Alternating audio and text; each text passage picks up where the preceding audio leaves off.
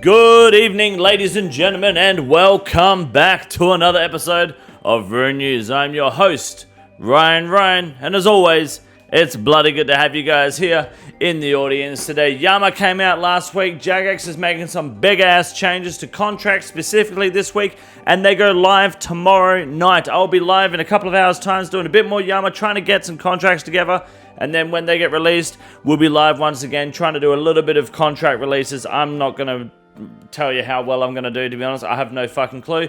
We'll watch some other players kind of go through their contracts, let them spend their money first, so I can waste my money and my time not long after and make up some bullshit ass excuse. But I want to know, with Yama and Yama's release, how's your experience been over the past week? Let me know in the comment section down below. Hit the like and subscribe button while you're down there. I greatly appreciate the support. And now we're going to talk about this week's update for Oldschool Runescape, featuring some nice juicy Yama changes on Rune News. My name is Ryan. You're watching Rune News. This is Rune News, and you're watching Rune News.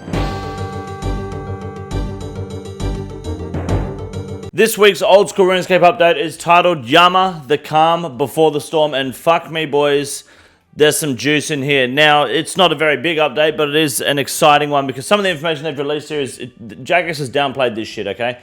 And I'm impressed, to be honest. So, there's a bit of fun artwork here of someone getting crashed by a boulder, which I think is awesome. But we're going to dive straight into what's actually important here. And that is that next week they'll be sharing exactly how the drop rates work and the mechanics of the drop rates on both Yama and the demons. But here's some fixes they've made. Before we get into the good stuff, here's some good improvements that I'm liking. For example, a bug with Yama that no one cares about. The Soul Flame Horn would reset its settings on equip, which I'm not sure what that means. But these are the big ones, okay? The Dozier is now 1 in 17 instead of 1 in 20 from Yama. The quantity of fire runes dropped has been increased by 5, so that means that's like 30k fire runes at a time for a drop, which is huge. The elite clue scroll is 1 in 66, it's been added to his drop table, and they have doubled the drop rate of contracts from the demons in the Chasm of Fire, meaning you'll get twice as many contracts per hour, and Yama will now move to the center of the arena after every transition phase. But the spells, Demon Bane spells, look at this, instead of 4, 8, or 12 for each spell cast, it's now 3, 5, and 7, which means 5 less fire runes per cast on the level, what is it, the Dark Demon Bane, the highest level spell. That's big for pretty much everyone in the game. Like, even though fire runes are so easy to get, it's just still fucking inconvenient, so that's awesome. Infernal Plates can now be traded, and Oath Plate can be broken down where you break down your Bandos with Torva into 50 Oath Shard, or Oath Plate Shards, sorry, which is okay, probably absolutely not fucking worth doing. But one thing Jagex didn't mention here, which I think they have mentioned down here, maybe is the increased drop rate of contracts through dossiers. It's only just increased dossier drop rates, which is kind of shit. I was hoping they removed that teleport drop, because it's like, if you open the dossier, you can get like 7 to 8 teleports, or if you've already got the extra, what's it called? The, what is it? The special attack spell. It will just give you more teleports. So you're rolling twice for teleports. It's kind of shit. But what they've done here is awesome. So, first things first. These 4 here, okay? These are the contracts for the pet, the contracts for the Oath Plate Shards, contracts for the Demonic Worms, and contracts for the Catalysts. They are now duoable. Solo or duo. Does not matter.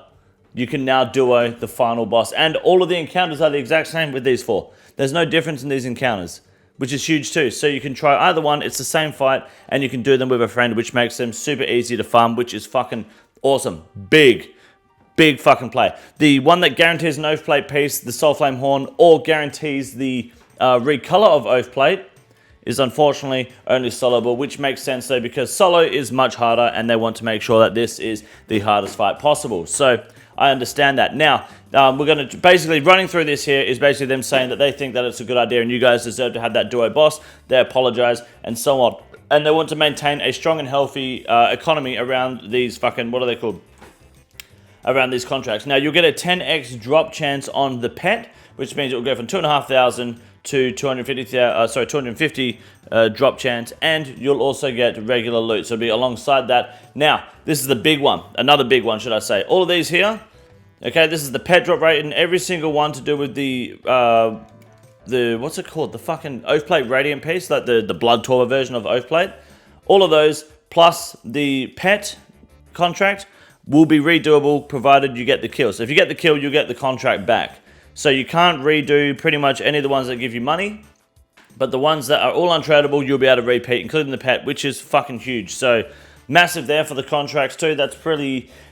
that doesn't really damage the economy so much, I find. I mean, it kind of is shit, but at the same time, because it's all untradeable shit, it's not too big of a deal. So it's actually kind of nice for speedrunners too, which is nice. That's good. That means if they die, they have to go get something new anyway, or get another contract. But that's fucking massive. Alongside that, with the Oath Plate Armor drop, the guaranteed one, and the this guaranteed Soul Flame Horn, they will be the exact same fight as acquisition. So basically, any contract with acquisition at the end is the same fight, but you'll have to solo the Oath Plate and the Horn one. So if you ever want to practice Oath Plate or Horn contracts, do any of the ones that say acquisition at the end that isn't for the Oath Plate or the Horn, and you're sweet. However, I believe all of these fights, all 5 of these, will be completely different fights every single time. So what's going to happen, who knows, because tomorrow, around about this time tomorrow, I'll be live. So I'm going to be live in about 10 hours, and then live again this time tomorrow to smash out some of these contracts and have a look. And with this new contract system, this is fucking huge. Jagex has done a massive job here. This is unheard of. I think this is a fat W. They have amended and fixed a lot of complaints with this boss that was happening pre-boss. Yama is an excellent boss. They've done a fucking good job. This is a fat W. Deadman All-Stars Season 2, if you've got your picks, go ahead and watch him. Personally, I don't have time to watch this shit, so I'll be waiting until the finale. I'll be getting my updates through the stream chat anyway. I just don't... I do RuneScape all day for work. I don't want to fucking watch it too, but I'm looking forward to seeing the results in the finale, because the finale is always the best part and fun to watch. So best of luck to those involved in that. We went through the anti-cheating stuff in another video. No one gives a fuck about the merch. No one gives a fuck about the merch. No one gives a fuck about the merch. And then, well, no one gives a fuck about the other changes too. Who gives a shit? LMS is not on Osworlds, which is fine because I've been getting racist anyway. My name is Ryan, and I approve this message. Now hit the like and subscribe button down below and enjoy the rest of your update for the Grand Exchange in Rune News this week. My name is Ryan, and you're watching Rune News. This week's update for Oldschool Runescape is short, sweet, and simple, with one simple message to get across to RuneScape 3 players around the world, and that is the fact that RuneScape 3 is fucking dog shit. Good evening, ladies and gentlemen. My name is Wade Green, and welcome back to the Grand Exchange segment this week for Rune News. And this week on the biggest rise, we got the fucking gardening trowel. You're probably thinking, what the fuck, where's the Oath Plate? We don't know what's going on yet with Yama drops. We leave that shit until we have it finalized, until everything's settled in the market. Until then, 23 fucking gold pieces a pop. Players are buying these up like they're fucking going out of fashion, like they're fucking Costco, buying up gardening trowels in bulk, and it's very simple as to why. Creators are currently out there on YouTube and Twitch just dumping fucking theories and all these analytics and statistics into the community, and players are getting their little trowels and they're fucking shoveling all this gnome shit up to try and just make sure they get all the wrong fucking information, be misled, and then be like, well, actually, this is the right way to go about it. Dickhead, keep shadowing yourself along the way with your Yama. Have fun with that. In the meantime, gardening trailers on the rise, but not likely to last, so sell them now while you got them, because this is about the peak as they're going to sit at. Now, the biggest loss is the BCP alongside the Bandos Tassets as well, understandably, given the nature of the Oath Plate.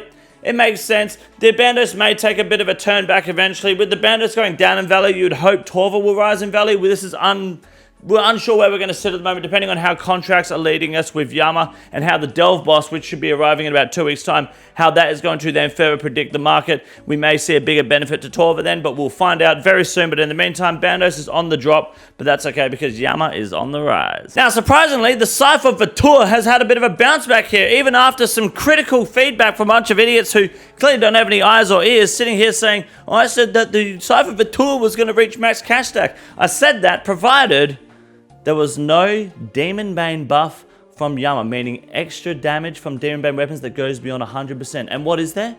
120 fucking %. I said it would happen. People were being fed the Shadow's best in slot. That wasn't even true. The Cypher is still an excellent weapon to use on Yama. It's just not fucking worth it because the Ember Light is so cheap, because the Arc Light is so free. But that doesn't mean the Cypher is not strong and still on its way to max cash, especially with the release of contracts. If there's any contracts that eliminates the whole Demon Bane aspect of the boss fight, doesn't let you use Demon Bane weapons, oh boy, you goddamn right. That's the Shadow and the Scythe combo is going to be beautiful in that boss fight. So keep your eyes on the Scythe going forward. The Delve boss is still to come. Scythe still looking strong and healthy and still very likely to be the first mega rare weapon to hit max cash stack since release. And now finally the mole sippers have taken a massive turn for the worse, but this is typical with new boss and content release. It happens all the time. We got Yama coming out. Everyone's selling up their bank to try and get the best shit they can because they're missing out on these hypes. Oh, got to get a purging staff now, but like, got to invest here and there. So they're just sucking the dick of the GE, and it's the way it works, but that's fine because then your big dog right here, all the smart people, all the investors,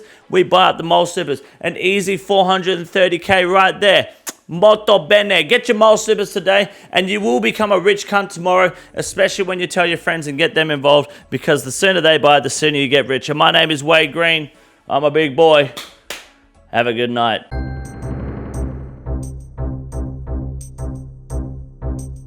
Now, this week's episode of Rune News will not contain anything to do with Yama when it comes to Oldschool Runescape Moments, because everyone's fucking doing it, everyone's seeing it, and I've had 2 horns in a fucking week and no oath plate drops and 2 oath plate drops in front of me, and I don't want to fucking hear about it. So we've got Broken Void this week with the complete Hunters Guild log right here. There you go.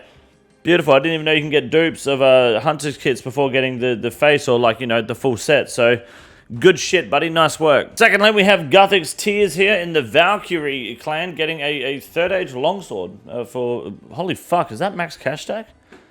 Yeah, I didn't know it was worth that much. Why is the 3rd age longsword worth so fucking much? And finally, a player known as Dog, D-A-W-G, Dog, who's unfortunately an Ultimate Iron Man, so pathetic and shit. But they have they got the little pet here at 40 agility, the squirrel pet. So GZ on that. And that is it, ladies and gentlemen, this week for Rune News. My name is Ryan. Thank you very much for watching. Suck a dick, and I'll see you in the live streams in a short moment.